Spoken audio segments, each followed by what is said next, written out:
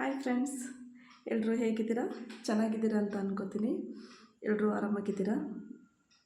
ಹಾಗೆ ಇವಾಗ ತುಂಬ ಸಮ್ಮರ್ ಬೇರೆ, ಎಷ್ಟು ಸೆಕೆ ಅಂದರೆ ನಮಗಿದ್ರಲ್ಲಿ ಈ ಟೈಮಲ್ಲಿ ಮಂಗಳೂರು ಸೈಡವ್ರು ಹೆಂಗಿರ್ತಾರೋ ದೇವರೇ ಬಲ್ಲ. ಮಾತ್ರ ನಮಗೆ ಈ ಮಲೆನಾಡು ಸೈಡ್ ಇದ್ದೆ ಕಾಫಿ ತೋಟ ಎಲ್ಲ ಇದ್ದು ಗಾಳಿ ಅಷ್ಟು ಚೆನ್ನಾಗಿ ಬೀಸಿದ್ರೂ ಕೂಡ ಈ ಸೆಕೆ ಟೈಮಲ್ಲಿ ಇರೋಕ್ಕಾಗ್ತಿಲ್ಲ. ಮಂಗಳೂರು ಕಡೆ ಎಲ್ಲ ಹೆಂಗಿರ್ತಾರೋ ದೇವರೇ ಬಲ್ಲ.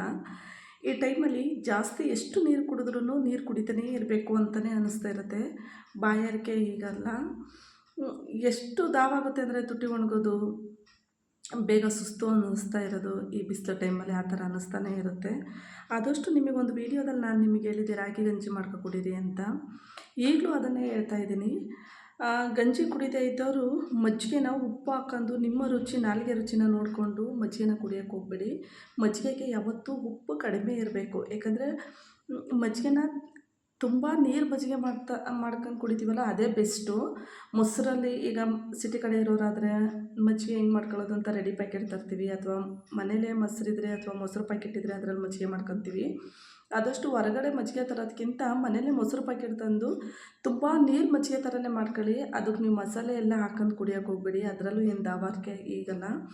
ಹಂಗೇ ಅದಕ್ಕೆ ಉಪ್ಪು ನಿಮ್ಮ ಟೇಸ್ಟಿಗೆ ತಕ್ಕನಾಗೆ ನಿಮ್ಮ ನಾಲಿಗೆ ರುಚಿ ನೋಡೋಕ್ಕೋಸ್ಕರ ಉಪ್ಪು ಜಾಸ್ತಿ ಹಾಕ್ಕೊಂಡು ಮೀಡಿಯಮ್ಮು ಉಪ್ಪು ಇರಲಿ, ರುಚಿ ಇರಲಿ ಅನ್ನೋ ರೀತಿಯಲ್ಲಿ ಉಪ್ಪು ಹಾಕೊಂಡು ಕುಡಿಯೋಕ್ಕೆ ಹೋಗ್ಬೇಡಿ. ಆದಷ್ಟು ಸಪ್ಪೆ ಮಾಡ್ಕೊಂಡು ಕುಡೀರಿ ಮಜ್ಜಿಗೆನ. ನೀವೆಷ್ಟು ಸಪ್ಪೆ ಮಾಡ್ಕೊಂಡು ಕುಡಿತೀರೋ ಅಷ್ಟೇ ಬಾಯಾರಿಕೆ ನಿಮಗಾಗಲ್ಲ. ಹಾಗೆಯೇ ಮಜ್ಜಿಗೆ ಕುಡಿಯೋದ್ರಿಂದ ಹೀಟು ಕೂಡ ಆಗಲ್ಲ, ತಂಪಾಗೂ ಕೂಡ ಇರುತ್ತೆ. ಕೆಲವು ಜನಕ್ಕೆ ತುಟಿ ಒಣಗೋದಾಗುತ್ತೆ, ಸುಸ್ತು ಅನಿಸುತ್ತೆ. ನನಗೆ ಹೀಟ್ ಜಾಸ್ತಿ ಆಯಿತು ಅಂತಂದರೆ ಕೆಲವು ಜನಕ್ಕೆ ಹಿಂಡಿ ಹೊಡೆಯುತ್ತೆ. ಕೆಲವು ಜನಕ್ಕೆ ತುಂಬ ಸುಸ್ತು ಅನ್ನೋ ಥರ, ಕಣ್ಣೆಲ್ಲ ಉರಿ, ಕಣ್ಣು ಕೆಂಪಗಾಗೋದು ಈ ಥರ ಆಗುತ್ತೆ. ಅದಕ್ಕೋಸ್ಕರ ಹೇಳ್ತಾ ಇದ್ದೀನಿ, ಆದಷ್ಟು ಮಜ್ಜಿಗೆ ಕುಡೀರಿ ಈ ಟೈಮಲ್ಲಿ. ಮೊಸರನ್ನ ತಿನ್ನಿ, ಹೀಟಿನ ಪದಾರ್ಥನ ಸ್ವಲ್ಪ ಕಮ್ಮಿ ಮಾಡಿ.